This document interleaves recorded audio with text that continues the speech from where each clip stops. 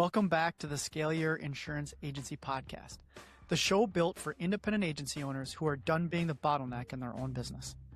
I'm Daniel Metcalf, and every week I'm joined by my co-host, Mike Stromsoe, one of the most respected operators in the independent agency world. Between the two of us, we bring you the real levers that move a $3 to $20 million agency from successful but maxed out to systemized, scalable, and running without you holding it all together. Here's what we focus on. Mike brings the people side, leadership, team development, niche sales mastery, and a 3P system that helps agencies build a business worth owning. I bring the machine side, AI, automation, and workflow design that frees your team from the operational drag, eating your margin and your time. Together, we're building a framework that can grow an independent agency 4x to 9x without burning out your people or your checkbook. If you're an agency owner who's tired of growing by hiring, who knows you have a capacity sitting on the table but can't figure out how to unlock it, this is the show for you and your weekly edge. Welcome to another episode of Scale Your Agency Insurance Agency podcast. So happy to be here for another week of some amazing conversations that we've had with independent insurance agencies over the past week, and some fantastic topics that we continue to unveil while we are having those conversations with those agency owners and those leaders within those agencies. Mike, thank you so much for joining me for another week on some fantastic topics. Yeah, Daniel, I agree. But you know what we're finding as we open the hood inside agencies, we have a lot of opportunity before us. So much opportunity to get things done. Not only to scale agencies, but one of the things that keeps coming across my plate this week, Daniel, is, and if everybody would think about with us, why are we doing the work that we're doing? And what is your end game? So I want to position everybody as we go through this podcast. Super excited to share the information that we got for you, but what is your end game? And I want you to think about valuation and who you want your agency to become. So let's get into it, Daniel. Yeah, I mean, the topic that has continued to come up month after month or month that we thought would be the best for us to start talking about today is your team isn't overwhelmed. They're just under-directed. And so when you hear that, Mike, what have you been hearing out in the conversations recently? Well, one of my favorite responses when somebody says, "Oh, my team is so busy," or they're overwhelmed or whatever, I say, are you asking your teammates about their results? Or are you talking about why they're overwhelmed? And one of my favorite positioning questions, because Daniel, I think you know this by now, one of my favorite thought processes is the question is the answer. Right. So position your teammates with the question, well, I'm glad to hear you're so busy. Tell me about your results. Because ultimately, it's about, let's be clear here, why are we in business? To generate revenue. Because it's a revenue generation thought process and leadership, which leads to the profitable equation of the agency back to valuation that we talked about out of the gate. But let's look into under the hood to your question, Daniel. Workflow overload. I'm overwhelmed. I'm not sure what my priorities are and what I'm doing. I'm just, if you will, reacting to everything versus being proactive. And what we're trying to help agency owners and leaders and teams understand, Daniel, is to redesign their agency, update their thinking. And by the way, I was speaking with a very influential agency leader just this morning. And we were talking about that word change. I mean, who likes change, Daniel? You're asking the wrong person. I love change, but yes. I did all that. Okay, so most people that you work with, Daniel, they don't like change. Yeah. Do they feel like you do? Of course not. Yeah, of course not. So it's positioning of thought processes. And so I was sharing with this agency leader, Instead of saying change, say we need to update how we're doing things in the agency to improve, update and improve. It's just, labels have power, right? So Right. let's get back to it. What we're trying to help agencies do is think about human work versus machine work in the agency business. And so it's about that update and improvement and redesign that's necessary in agencies. But a lot of agency leaders out there, with all our love to all of you, can't see through the redesign and don't understand how to do it. So, Daniel, when technology does the work of machines, people finally get to do the work of humans. And inside every agency, there's two kinds of work that are going on every single day. And it's machine work versus human work. And machine work, and I want you to bring everybody up to date on this exact subject, because our industry cannot hear this enough right now. Because you see it every single day. I see it every single day, that we continue to not be keeping up to date. So machine work, things that are repetitive, rules-based activities that have predictable outcomes. Are agency owners and leaders and teams keeping up with that, Daniel, based on what you're seeing? They're starting to, as we help them try to rebuild their business model and rebuild a lot of the systems to be able to support artificial intelligence and automation, we're able to have the conversation about what the difference between workload as an overload versus a priority and where it gets confused. So in many instances, is if revenues are target, if relationships is our true north on how we're going to get to that revenue, right? Building relationships, having that human relationship, being there for our clients, getting out in the community.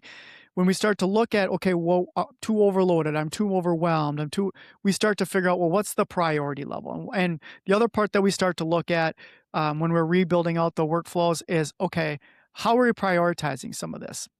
Are we prioritizing like, hey, does this have to do with revenue and does this have to do with the relationship? Or is this just the way we've always done it, right? Is it, and okay, as you're looking at your day and all the different things that come up, let's say from the service department rather than from the sales department at this point, are we making is it exception based? We're seeing a lot of that too, Mike, right? Hey, this particular producer's clients like it this way, or this particular set of clients like it that way, or that exceptions, right? The exceptions portion of it, that's where we start to find the confusion in the difference between workload and priority, right? So it's like, okay, what's the process that we repeat every single time when X comes up, right? What's it look like when Y comes up? And are there going to be exceptions to rules? Yes, like we understand that. But if the exception becomes the standard, that's when we do get to overwhelm, right? Because then you're always constantly have to think, well, what do I, which one comes first? Who should I work on first? Should this be a fire or not a fire? Am I going to put my pencil down from everything else that I'm doing over here for the relationship to go do something that a robot could have done or that a machine could have done anyways, right? So we have to start to identify those workflows at the same time. And that's really where it starts to become this push-pull. And one of the conversations I had last week as we were road mapping some of this out, it became obvious when the person who's doing the work, right? So it gets sent over from the producer, right? Of like, okay, the producer is the one that actually triggers this work, as I call it, like the trigger. And the account manager who actually fulfills on that workflow kept saying, well, yeah, then I got to put it over here, and then I got to do it this way, and then I got to put it over here, and it became redundant. And the producer's like, well, no, you don't. I'm like, why are you doing that? And he's like, well, that's what you asked us to do. And if, producer A says it one way, well then, but also producer B asks it to be over here. So then so instead of it, now I'm creating exceptions for depending on who it comes from. And that conversation was so powerful because then they could come to an understanding of how they could standardize it. And then they become to the conversation of, oh yes, machine could totally do this. We don't need to have the human touch of this, because now that frees up so that you can do some of the other human touch work that I'd really like you to be able to do. And that's when that synergy started to come into place, where we could say no longer this is overwhelm. This is just how do we prioritize that work. And it really came down to that unclear ownership of who owns what in whatever that workflow might look like, right? And so then we get those, and then that's constant interrupts, as I kind of explained. Well, then producer A wants it this way, and producer B wants it this way, and client A wants it that way, and client C wants it this way, and having to constantly decide which way that each workflow should go. That's where that constant interrupt allows that work to then look like it just keeps piling up, because it's that switching, as we've talked about in many, many episodes. The switching is where the overwhelm comes in, where a lot of the time wasted is, as well as the lack of prioritization. And you know me, I'm the batch person, right? We should be batching all of this work, especially the ones where, hey, it just needs some human oversight, right? It's already been written out. It's already been drafted. It's already been reviewed. Now it just needs human oversight. That should be batched. That's how you're going to get the most amount of time back. And then also prioritizing, like, it shouldn't matter how long you take on that relationship side of it, right? That should be able to stretch as long as possible, because that's relationship is how you're going to, that's what you get paid to do, right? Is to keep those relationships, maintain those relationships, build new ones, gain that trust, continue to service our clients in our community. Yeah, Daniel, and you provide a readiness assessment organizationally for implementation of automation and technology, correct? Yes, we do. So you see all this data, but let's help everybody here, because I can't imagine that we can say this enough. So let's repeat it again today in this episode. How many agencies out there, based on the readiness assessments that you give for free to independent insurance agencies, of those agencies, what percentage have documented processes and systems and workflows that you can build automation on top of? Straight out of the gate, less than 20%, I would say. I'd have to go back to our dashboard. I'd say less than 20%. Now, over 50% of them have something at least written down, right? They have written down, they've got a checklist or some type of process. Many instances, A, it's not being followed by all. B, that hasn't been updated in a little while, and we know that our systems update more regularly than we like. Yep. And there's always what I just called that exceptions, right? That is the way we're supposed to do it, except, right? We run into that quite a bit. So that's where I'm getting that 20%, where we have to get everybody together to be like, okay, what is the process? What is the standard? We know there's going to be exceptions and we can apply for that, but that should only be 1 out of 10 times, not 9 out of 10 times, because then the exception becomes the standard. Right. So I cannot encourage everybody out there enough to what Daniel just said. 20% of agencies have properly documented processes and systems and workflows that they can build automation on top of. Because the common question in combining our automation and technology team with our executive coaching team and leadership and sales coaching team and ELSA, which is the operating system within Onyx, they say, well, what do you want us to automate? Because you can't show me anything to automate. And so the work for everybody out there, and it's not fun, we know, but it's so necessary to do that work. Document your processes and systems and workflows. Daniel said checklists as well. Okay, that's part of it. But have one person in the agency own that activity and have a desired outcome and what done looks like with a deadline. And if you take one thing away from this podcast today, I hope that that's it. Because once you move that needle, then you can finally maximize the machine work within your agency. Did I get that right, Daniel? Anything to add on that? No, that was well said. And one of the biggest pieces, Mike, that I think that you constantly are trying to teach the independent insurance agencies is that you also have to create simplicity and clarity in what good looks like per seat. Yes. You spend a lot of time on, you have to be clear on what good looks like for each of those seats. And then you can find your A players when that good turns into great, right? Yeah. And so that is also a piece that I want to make sure also gets included in that one person's responsibility, which is you have to understand what good looks like in each of those seats when you're building out those standing operating procedures or those workflows and checklists, and then be able to clearly articulate it and make sure that it gets repeatable, right? Every single time as much as possible. Then we can start using artificial intelligence and automation to the best of its ability. Yeah, and that's another great encouragement in every way. You can't scale complexity. To Daniel's point, you can only scale simplicity. And what does good look like? Do not become paralyzed, in my humble opinion, with perfection. And I want to say this very carefully because, look, I'm an independent insurance agent over 40 years, and I understand the necessity for detail in our industry. Because if we miss something, we have a gap. I get it, and I get it. But as we continue to move into the future of allowing machines to do the work of machines so people can do the work of people, we've got to make sure we clearly identify each role within the agency. Let's back up to the organizational chart, right? Mm-hmm. Every person on the team has a specific role. And I remember when we really got clear after our third redesign, and I had a super high performing agency leader ask me in the last week, I heard you say that recently, Mike. Did you say you redesigned your agency 3 times in 1 year? I said, no, it was 3 years in a row, but year after year after year, it was redesign. After the first year, and I'll be clear here and transparent, year 1 was mostly failure. It was not comfortable. It was not pretty. It did not feel good, but it's what we had to do. And it was year 2 that we got clarity, of those roles. And what Daniel and myself and our entire team are here to do to help all of you, we've been through all this stuff. We want to help you eliminate those painful moments and get you to the wins faster.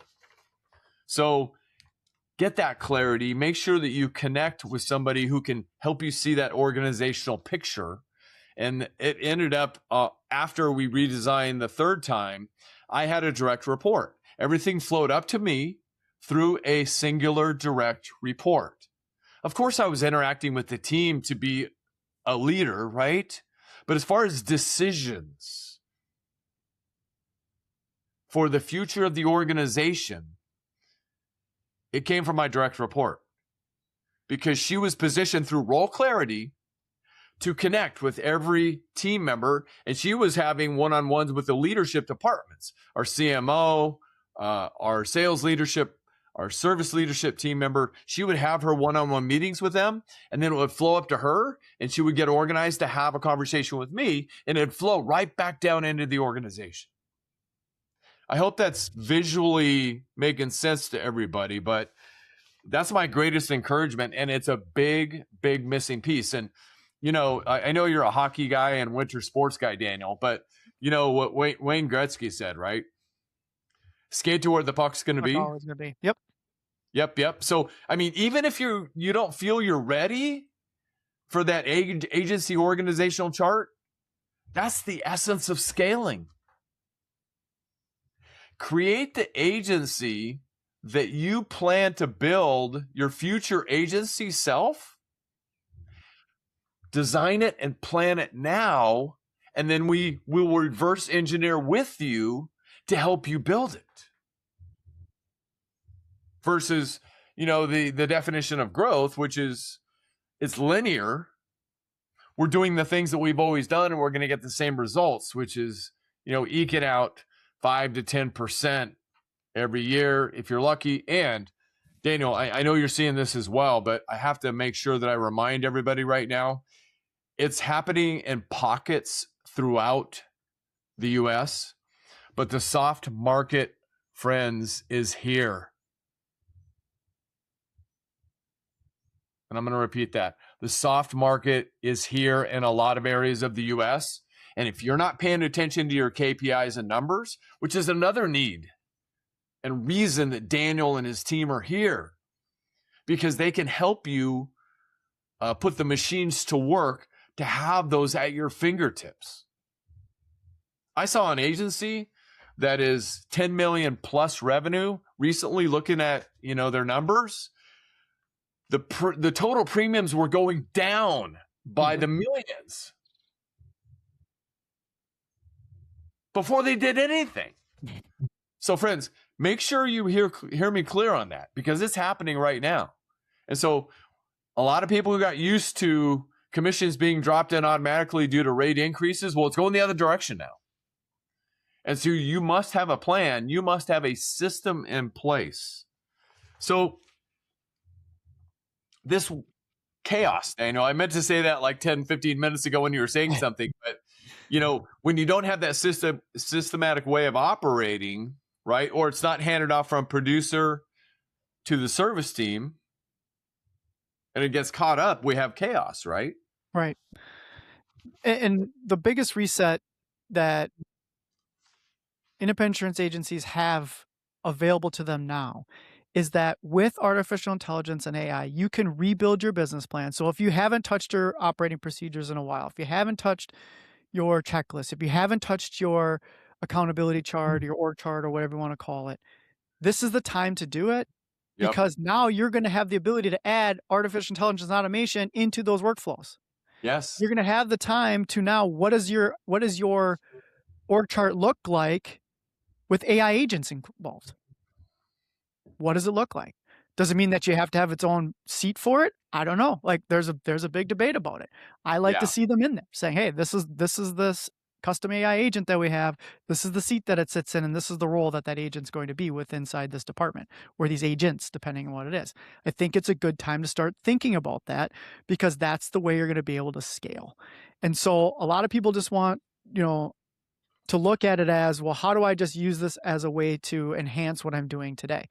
That's totally fine. But if you want to scale your agency, you have to be willing to, at this point, change your thought process on just wanting to enhance, and how are we going to scale? How are we going to use this first time in human history to be able to redesign our business model to be able to scale at the highest level? And there are a lot of headwinds and tailwinds, like we're going to have in any business. Timing's never great. There's always like, well, it's bad timing. Well, there's never great timing, but the time is here, and it's out in front of us. And the biggest reset that we can come up with is, let's sit down and let's build it the way that we want to, based on having all these new tools available to us. What would we do different? How would it look in the future? What would it mean if we doubled in size within the next 18 months? What would that look like? What breaks? That's usually when we first start talking to them, right, Mike?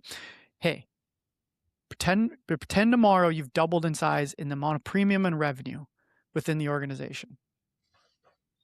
It usually means you probably had to double in customers, or a different type of customer base, or a different niche, or whatever it is, or took over more total addressable market. What breaks? And that's where we should go rebuild. The first place that we should focus on to rebuild that operating system, based on using tools that are available to do it. What would break? And redesign how things operate within the agency. I mean, I was collaborating with a 4 million revenue plus agency last week, who I asked the owner one of our favorite questions. I said, if you left for 30 days, completely disconnected, what would break first? And his answer was, I don't think anything would break. I said, that's fantastic.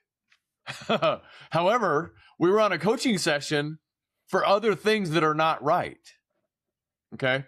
So what was needed in that particular agency is redesign of service operations. Okay. Because as much as nothing would break, the team, the culture has to be on board with the current way of serving and positioning the agency to operate, because of their acquisition activities. It's a little bumpy and a little chaotic right now. So, the bottom line is, it's like exercise. How often should we exercise? Well, often. I mean, it's not a one and done thing. If you update your design and your plan, should you just put it on the shelf and forget about it? Of course not. People need to be looking at their automation technology plan often, do they not, Daniel? Yes. Yep. On a regular basis. Yeah, on a regular basis. And so that's where the machine work comes in. So I only want to back up on this point because I don't want to skip over it, which is when you said, when we talked to the agency owner who said, if I was gone for 30 days, nothing would break. But further along down the conversation around, well, I wouldn't be able to double in size anyways because my funnel's not big enough to be able to double in size. Well, of course nothing would break. So if something is broken, which is we don't have enough producers, we don't have enough marketing out there, we're not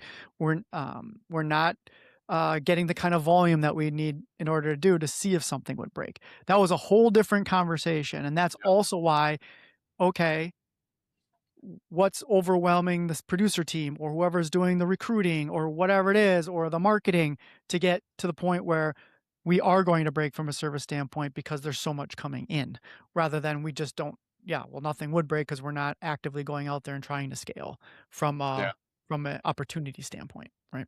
Yeah. Great point. Thanks for reeling that in. Yeah. The balance within a team for sure. But you're absolutely right. Nothing would break. And that's one of the greatest things about the independent insurance agency industry. And it's one of the most detrimental, is it breeds complacency. Because, I mean, as of right now, and that may change in the future based on everything that we're seeing happening around us, and I'll pass on that pathway right now. But, they keep dropping commissions into the operating account month after month after month.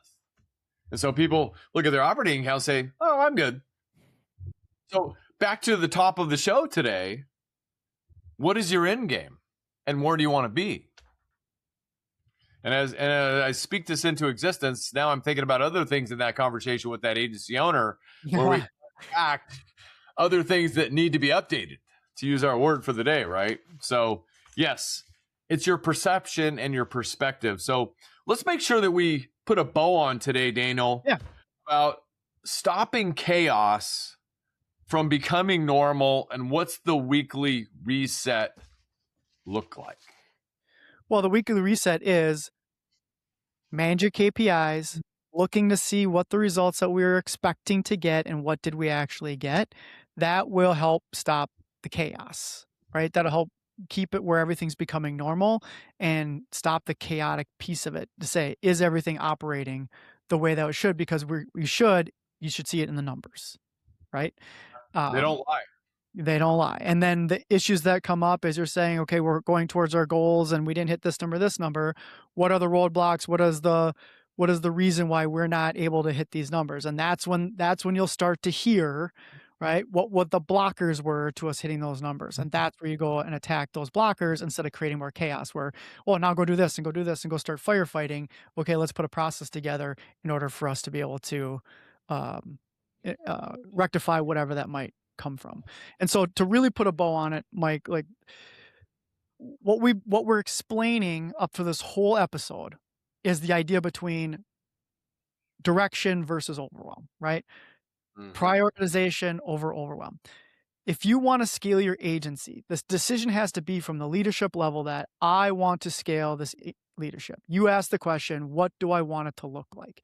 It's taking time, sitting down and saying, instead of just saying, hey, I want to go and make my life easier or more efficient, I truly want to scale. And if I'm going to scale, what would this look like? And what does scale mean to me? What's my valuation that I want it to be in 5 years or 10 years? What does that revenue need to look like? What does the margins need to look like? And then if you have the time to sit there and paint that picture, you then can have to look at each one of your seats on the bus, right? Your org chart. And then you're going to have to look at what are all the workflows that each one of the seat on the bus is good enough. And then you can then attach artificial intelligence and automation in order to make their jobs as effective as possible. Doesn't matter if it's sales or what we call RevOps or service or admin, back office, finance. That is where you have your ability to attach those to get to the next level. Can you use AI and automation to make your lives just a little bit easier for the money that you make today? Absolutely. But that's the difference between scaling and not scaling. And that's where we're trying to do a better job, Mike, of explaining to people why we're on this podcast, right? Scale Your Insurance Agents podcast. These are the tough conversations you have to have with yourself. These are the tough conversations that you have to have with your team about where are we going and how are we going to get there. 100%. And you will receive what you tolerate. So create the plan, set the standards for your team, and that weekly reset based on the KPIs.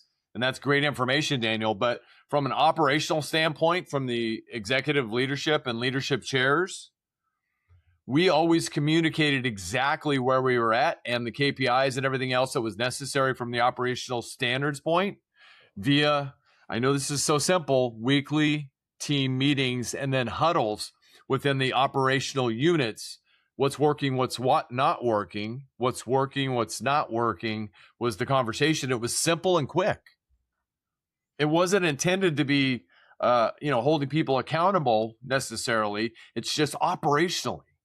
We want to make sure that the rhythm is systematic and consistently improving and progressing. So take everything, what Daniel said and his wisdom and the operational standards that we've learned. And to point, I talked earlier about, redesigning the agency 3 years in a row. The reason that we were successful in year 3 and after that was because we had structure, operational structure and systems.